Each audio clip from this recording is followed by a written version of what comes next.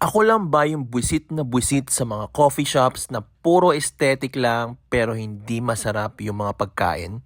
Napadaan nga ako dito sa may Patisserie Le Chocolat by Chef Ellie Salar sa loob ng BF sa may Paranaque. At grabe, malulula ka sa dami ng pastries nila dito. From cookies to mini cakes to croissant, lahat meron sila dito. Tapos yung lugar, sobrang ganda, sobrang aliwalas, kaya napapaisip ako, masarap kaya ang pagkain dito? Order ko ang chocolate chip cookie na legit yung lasa ng chocolate. May pagka-bitter ng konting-konti lang pero sobrang sarap. Next kong kinain ay ang kanilang chocolate croissant na authentic at legit yung lasa ng tsokolate.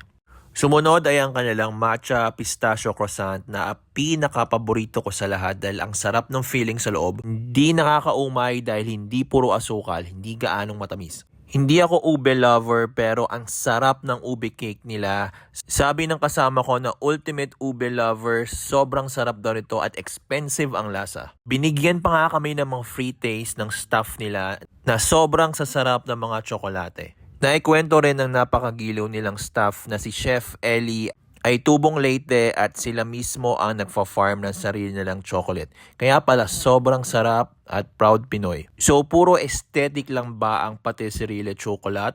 Sobrang hindi. Sa sobrang sarap na pa-review agad ako sa page nila at nagawa ko agad ang video na to kahit madami pa akong nakapilang restaurants na dapat unahing i-post.